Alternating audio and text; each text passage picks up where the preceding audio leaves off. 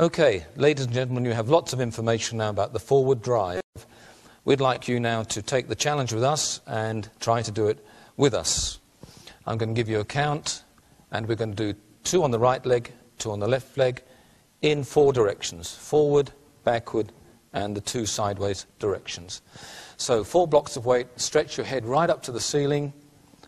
You've got the long at the back, long at the front, and slightly closed at the back of the body. Arms go in, 1 up, 1 down.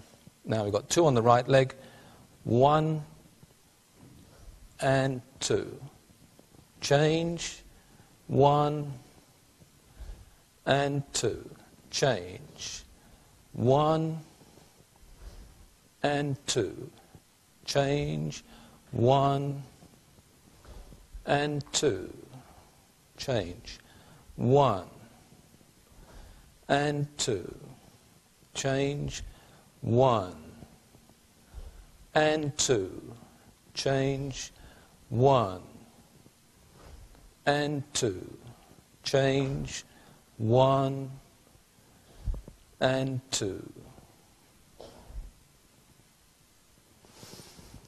That gives you 4 directions of looking at the action, and we'd like now to dance that to music for you, to a lovely waltz. Thank you.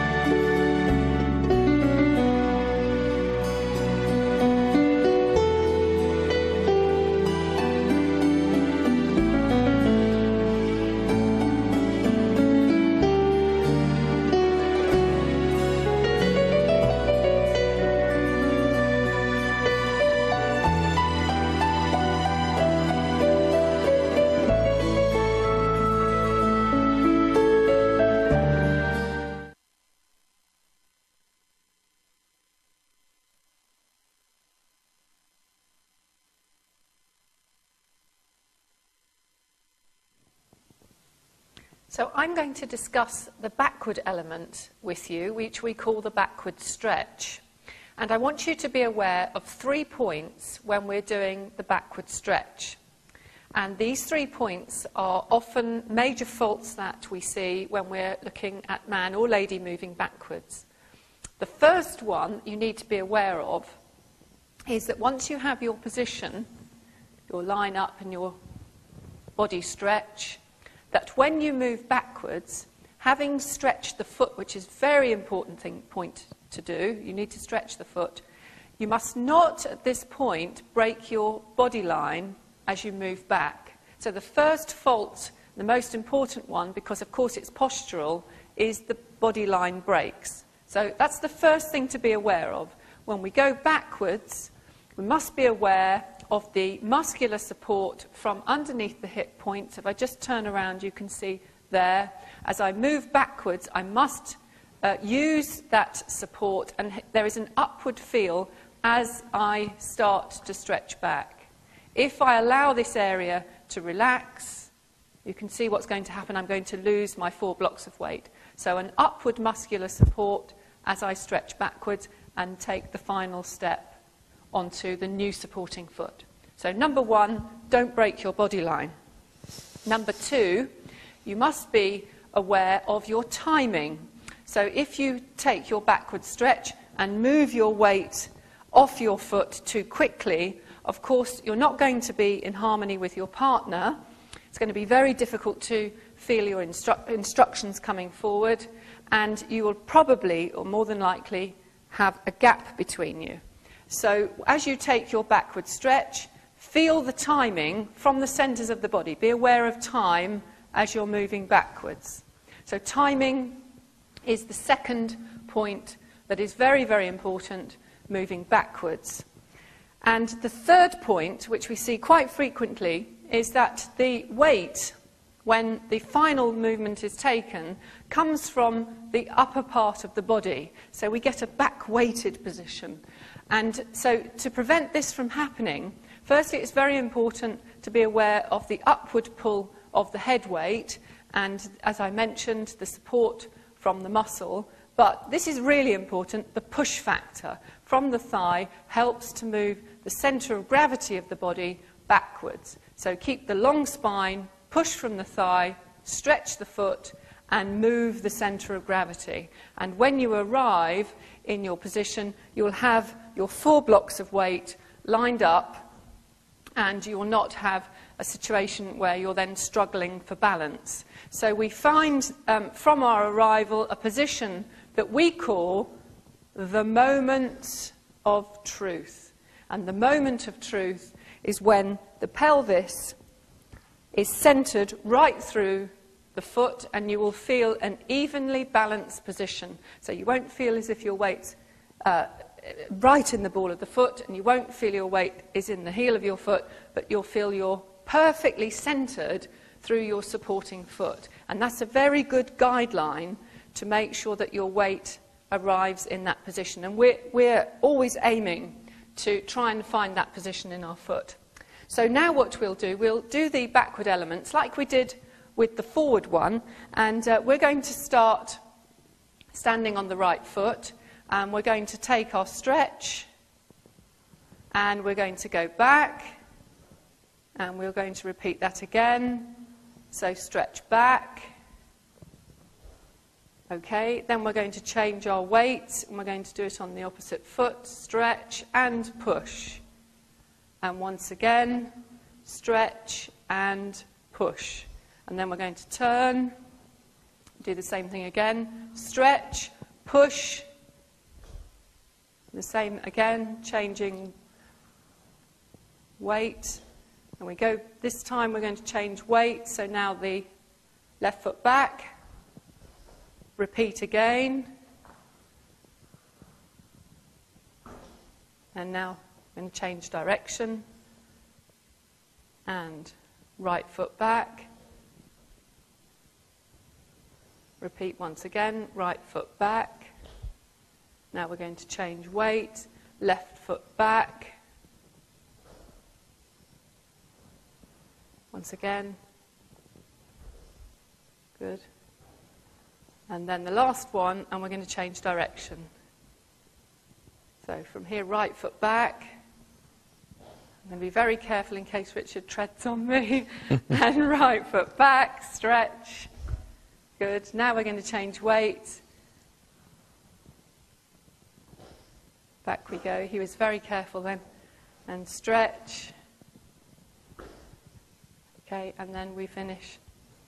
Change direction. So we're now going to do that to music, and hopefully you will join in with the challenge. And just before we do that, may I just make the point here that when you move forward, we talked about the hip joint and the hip muscle producing the push, and when you go backward, it's really the knee and the thigh joint that produces the push. So you have stretch and push.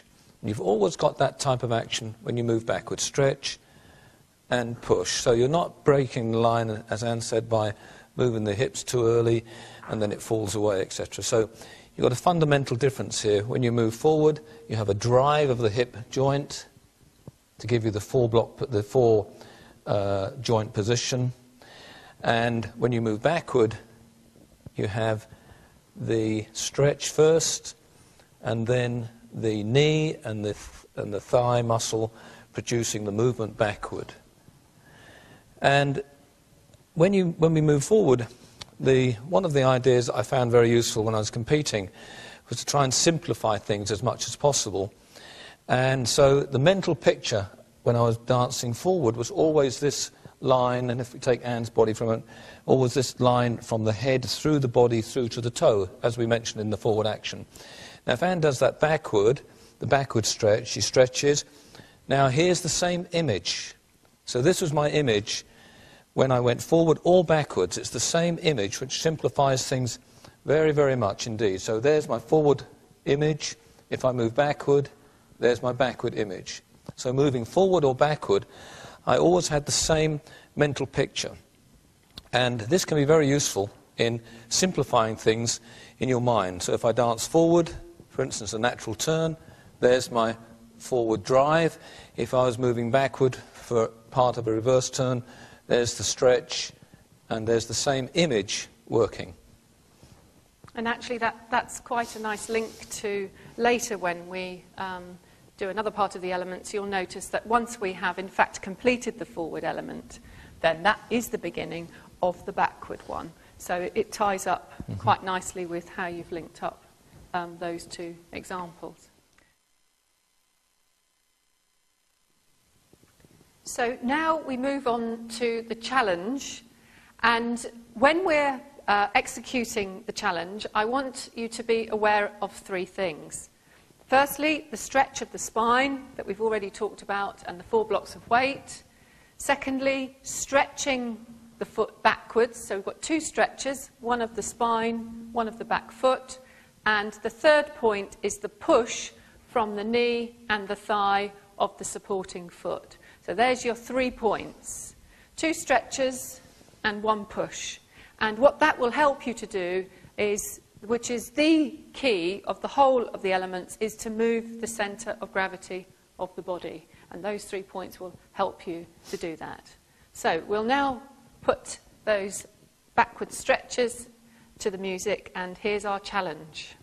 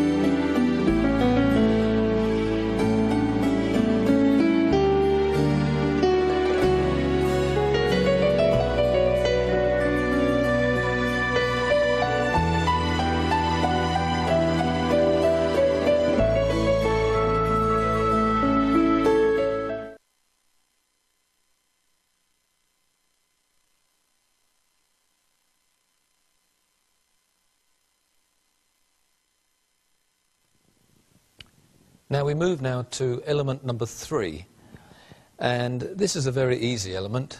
You've really, if you've done the first 2, you've mastered a lot of dancing.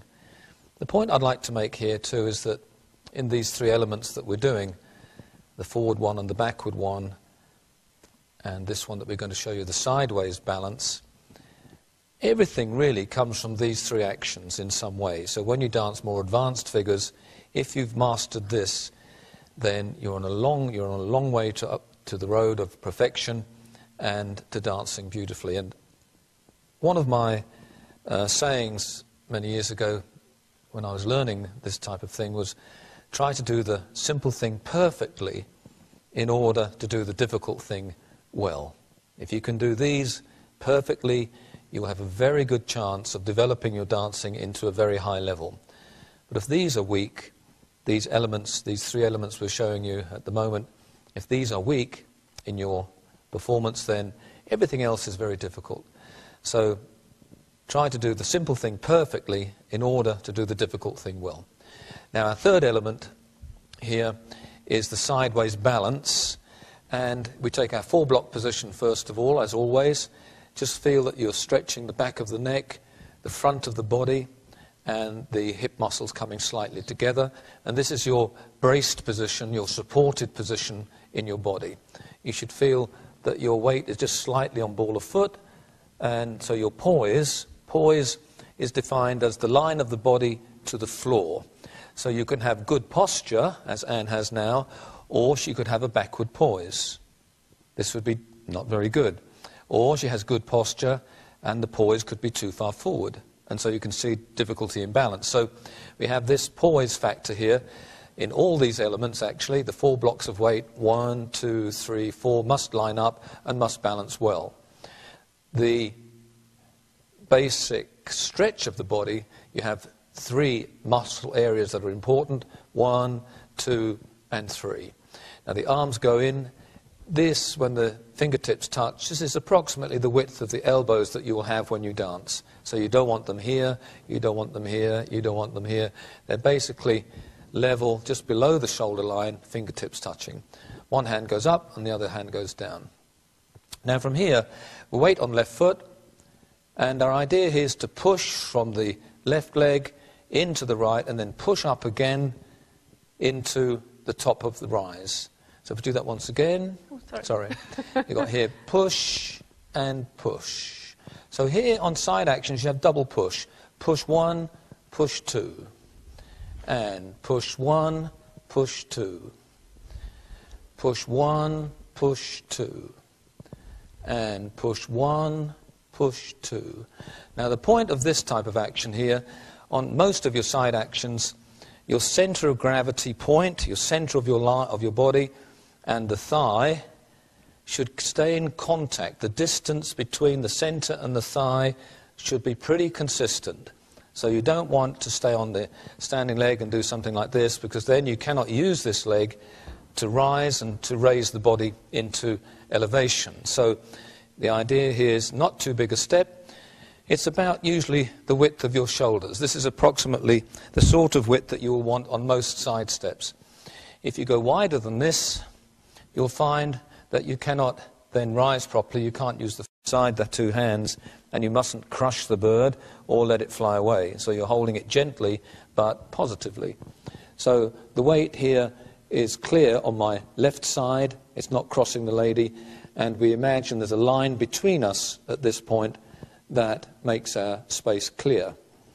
The other point of contact that's very important is the right arm position, and I like to feel that the lady, because she makes the shape to the left through this side here, as we talked about earlier, this shape here you can see is a curving shape there.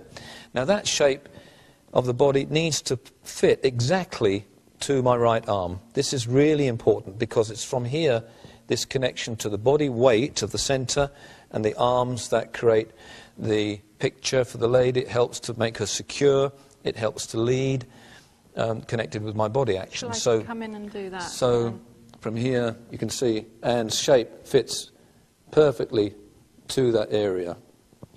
Now if the spine was too straight for the lady now this would not fit correctly. So this curve through this area here, well, it's not big, but it's positive. So if we just do that once again, just a normal setup this time, here you'll just see that the lady's shape is fitting nicely to my hold.